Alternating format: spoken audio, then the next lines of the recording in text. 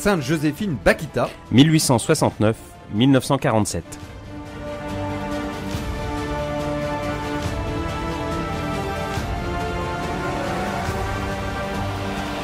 La sainteté au défi de l'histoire. Sainte Bakhita l'Africaine, esclave, devenue libre de la liberté des saints, nous montre le prix de la liberté et son sens.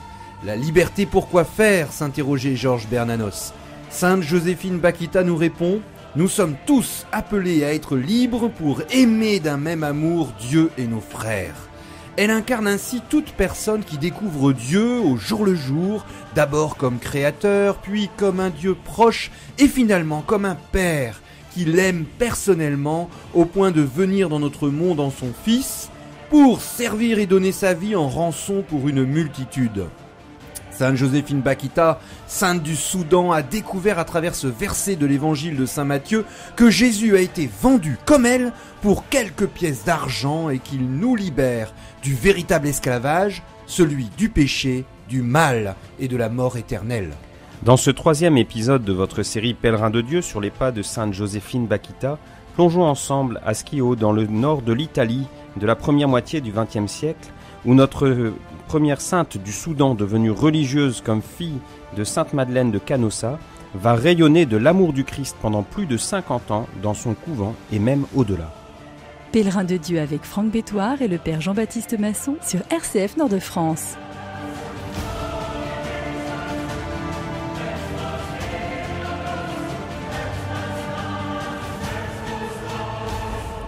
Mère Joséphine Bakhita est née au Soudan en 1869. Fleur d'Afrique, elle a connu les angoisses de l'enlèvement et de l'esclavage.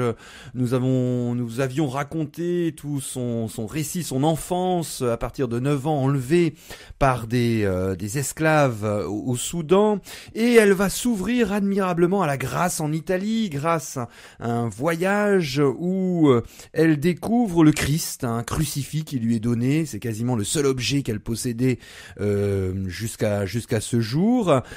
Et en gardant une jeune fille, elle va fréquenter des religieuses, notamment les filles de Sainte Madeleine de Canossa. Nous sommes au nord de l'Italie.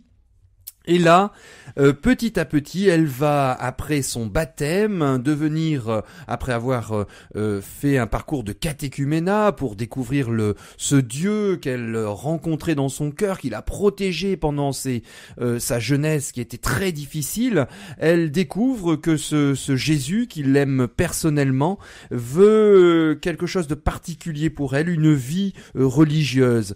Et nous sommes en 1895, le 21 juin, c'est le jour de la fête du Sacré-Cœur. Sainte Joséphine Bakhita a 27 ans et c'est le jour de sa vêture ou prise d'habit. Le 8 décembre de l'année suivante, 1896, de retour à Vérone, elle prononce ses premiers vœux, ou vœux simples, dans les mains de Mère Anna Previtali, dans la maison même où la fondatrice, Sainte Madeleine de Canossa, avait vécu.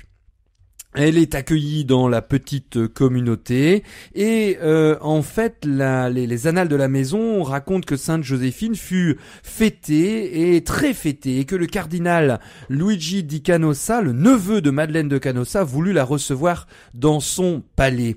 Et quelques années plus tard, lorsqu'on demande à Sainte Joséphine la raison de son choix, joignant les mains et levant les yeux au ciel, elle répond: le Seigneur me l'a inspiré. Et elle n'a pas de difficulté apparente pour rentrer dans la vie religieuse, puisqu'elle était matériellement et affectivement pauvre. Cet esprit de pauvreté du grand discours des béatitudes du Christ, elle était complètement détachée. Pas de biens, pas d'amoureux, pas de famille.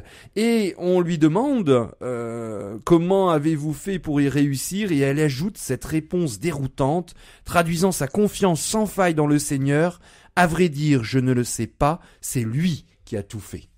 Alors dans la maison de l'Institut des catéchumènes de Venise, sœur Joséphine Bakhita va vivre 14 ans de vie religieuse qui vont s'écouler paisiblement dans une fidélité de tous les jours au Seigneur.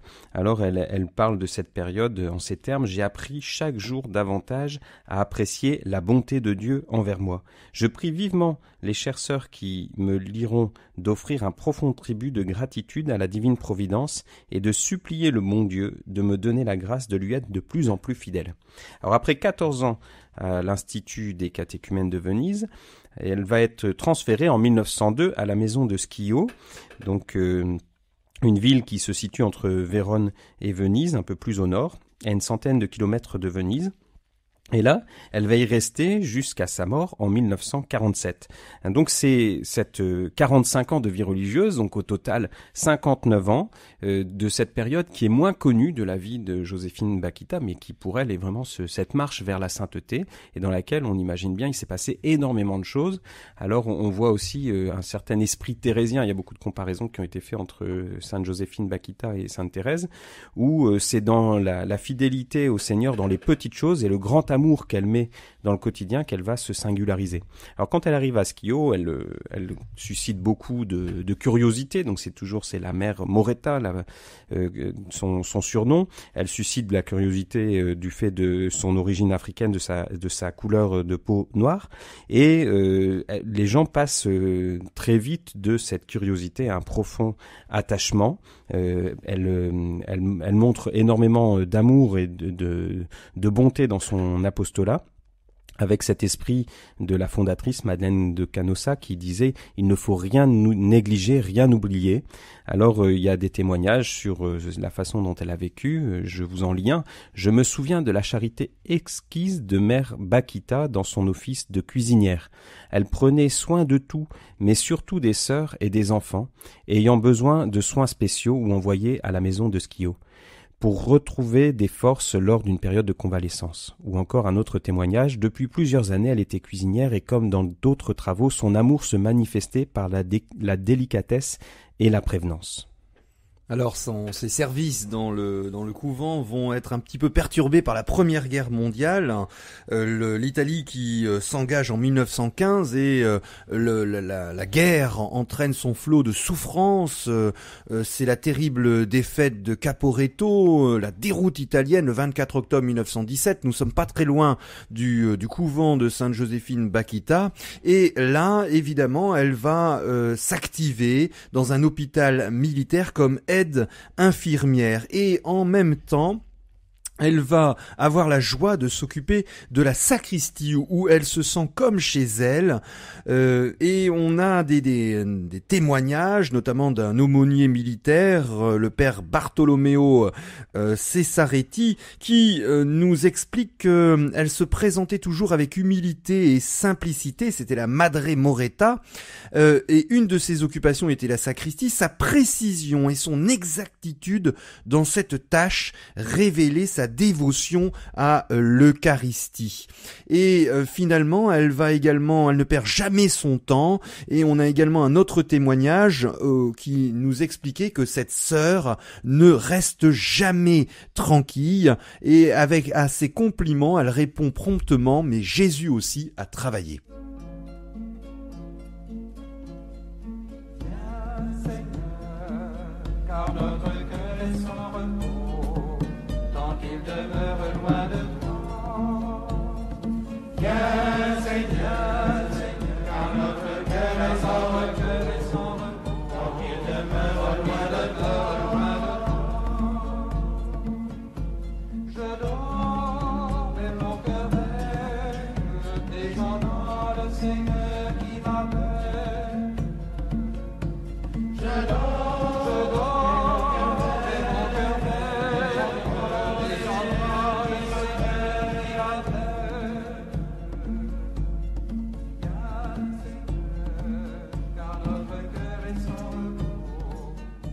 Pèlerin de Dieu sur RCF Nord de France.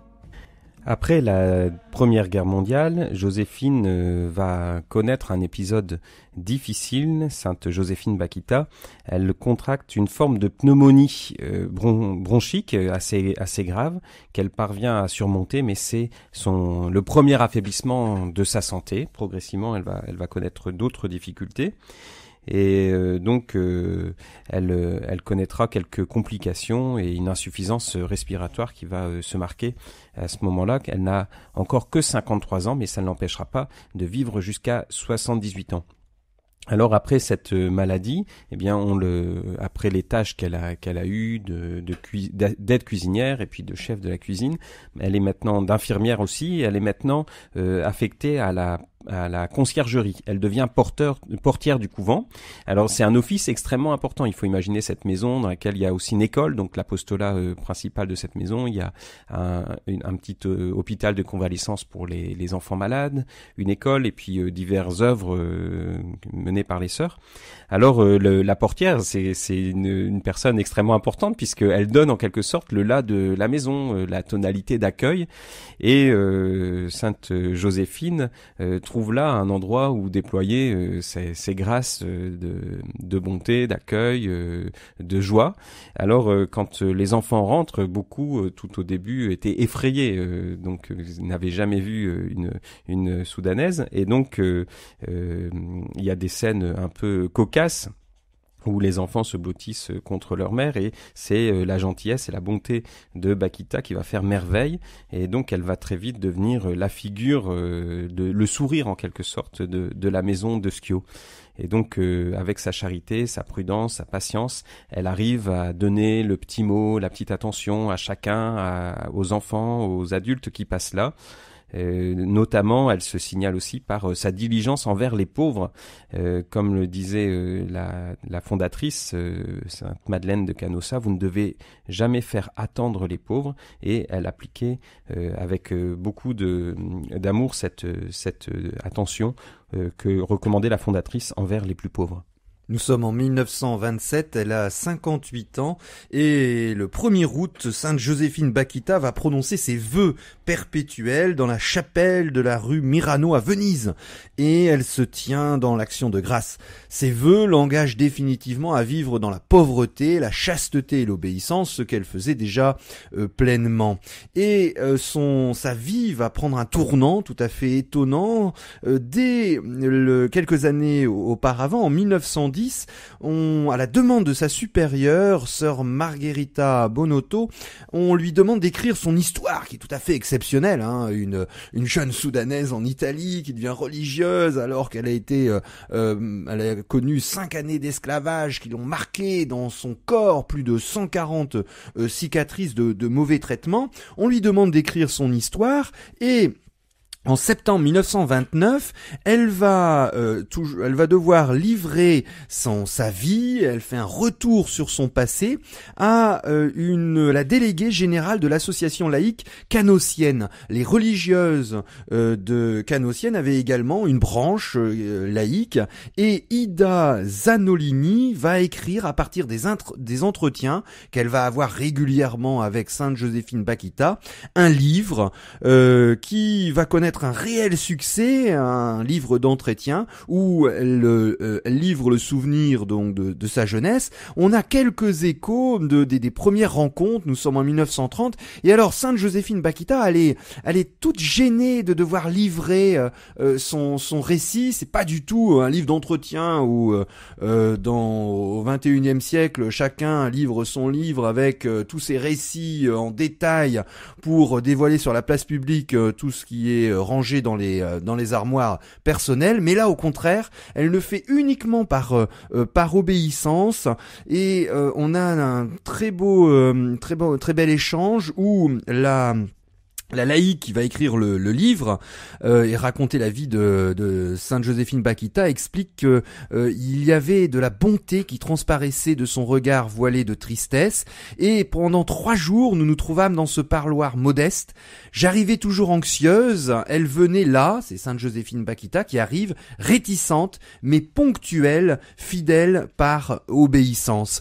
Et ce livre intitulé L'Histoire merveilleuse, qui va être publié à partir de 1931, va soulever une vague d'intérêt et un afflux de gens qui, piqués de curiosité, commencèrent à venir à Schio de partout pour voir la sœur soudanaise. Et là va s'ouvrir une période de sa vie de mission.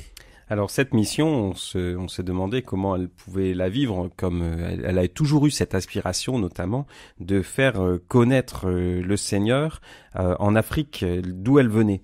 Elle dit, alors elle le vit d'abord dans la prière, hein, je vous offre ma vie au Seigneur pour la mission, et puis elle dit, je prie toujours pour que le Seigneur envoie des missionnaires aussi en Afrique centrale d'où je venais, j'espère toujours que mes proches vont connaître le Seigneur. Elle n'a plus aucune nouvelle de ses parents, de sa famille, ses frères et sœurs, son village, mais elle les a toujours portés dans son cœur en demandant la grâce à Dieu qu'il puisse connaître le Christ.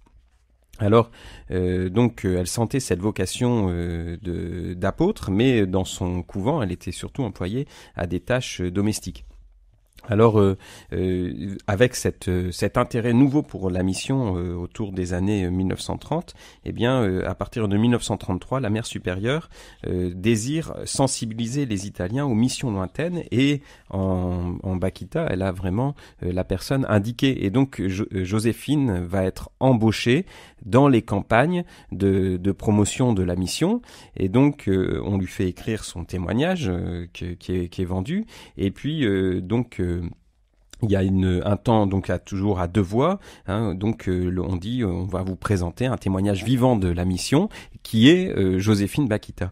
Alors donc elle y va, et puis donc dans ses missions canossiennes, elle qui est timide de nature accepte de répondre aux attentes des gens et donner son témoignage, mais c'est toujours très bref. Alors elle a des phrases très simples: soyez bons, aimez le Seigneur est si bon, priez pour ces pauvres malheureux qui ne le connaissent pas.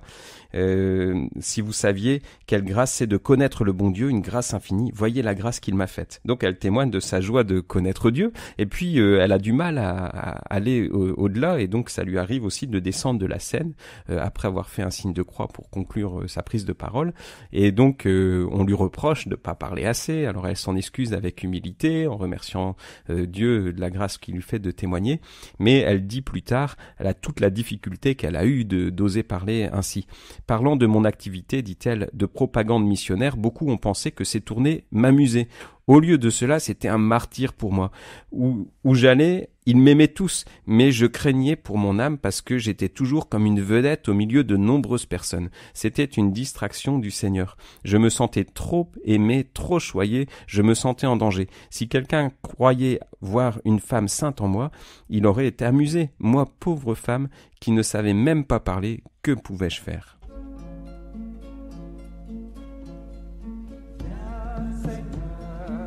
Car notre cœur est sans repos, tant qu'il demeure loin de toi. Viens Seigneur, car notre cœur est sans repos, tant qu'il demeure loin de toi. Je dors, mais mon cœur veille, descendant le Seigneur qui m'appelle. Je dors.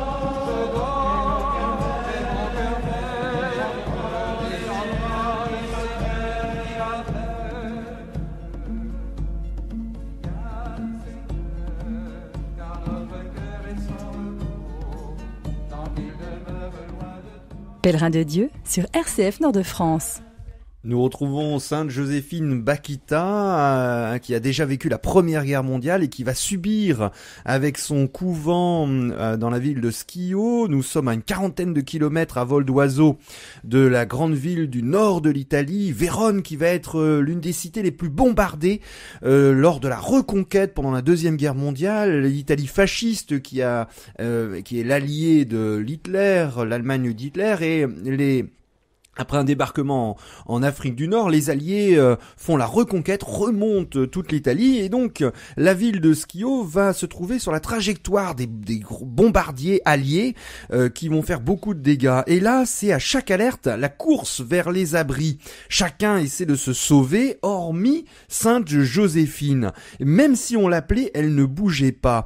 Et d'après le récit de sa vie qu'on a gardé, elle expliquait aux Italiens apeurés dans cette guerre, Deuxième Guerre mondiale, laissez-les canonner, c'est le maître. Et quand elle dit le maître, elle parle de Jésus. Ce qui est tout à fait étonnant, c'est qu'elle a connu des maîtres dans son esclavage, alors qu'elle était au Soudan, jeune fille, enlevée par des par des esclavagistes, et donc elle dit laissez-les canonner, c'est le maître qui commande, ou encore non, je n'ai pas peur, je suis dans les mains de Dieu, il m'a sauvé des bêtes féroces, et ne me sauverait-il pas aussi des brouettes? Elle appelait ainsi les bombardiers. Et les gens de Schio se disaient, nous avons avec nous Madre Moretta, c'est une sainte, elle nous sauvera des dangers. Et finalement, effectivement, aucune bombe ne tomba sur la communauté, ni même à proximité. Et pendant cette guerre, Sainte Joséphine Bakhita va inciter les militaires à garder leur âme du péché, car en temps de guerre, la mort est toujours là. Et elle va avoir une très sainte horreur de tout blasphème.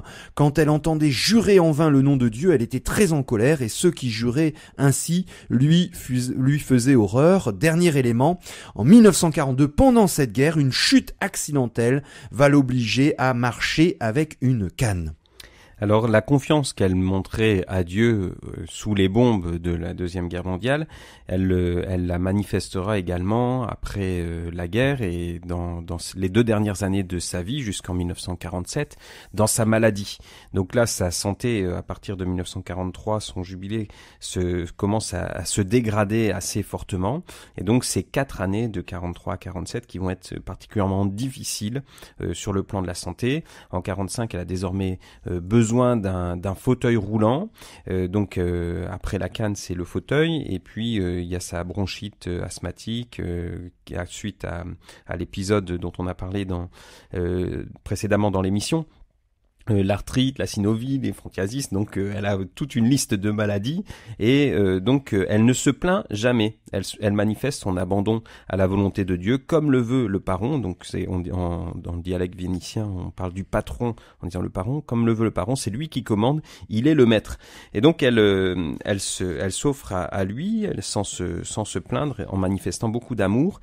Mais alors elle va dire donc à la sœur qui dit vous êtes sur le calvaire, puisque c'est la spiritualité aussi de s'unir aux souffrances du Christ, elle répond non, je suis sur le Tabor, pas sur le calvaire. Autrement dit, pour Joséphine, c'est la manifestation de l'amour de Dieu qui submerge, qui transfigure aussi les souffrances qu'elle vit. Le Tabor, c'est le lieu où Jésus a été transfiguré et montré sa gloire de fils de Dieu.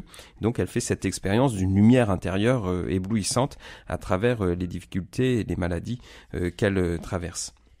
Alors, dans l'approche de sa mort, elle ne fait pas preuve d'une confiance non plus trop téméraire, puisque elle n'a pas cette conviction que tout le monde ira au paradis, comme on dit facilement dans la chanson, mais plutôt que c'est la clé, c'est la confiance en Dieu. Ouais, il faut avoir confiance en Dieu, et donc elle souhaite, elle prie pour que garder cette confiance, et elle la souhaite bien sûr pour tous les hommes, mais c'est vraiment cette confiance qui permet d'ouvrir le ciel. Alors, elle a un petit témoignage très très fort, plein d'humour aussi, sur le moment où elle se présentera devant le Seigneur. Elle le décrit: je m'en vais tout doucement vers l'éternité. Jésus est mon capitaine et moi je suis son ordonnance.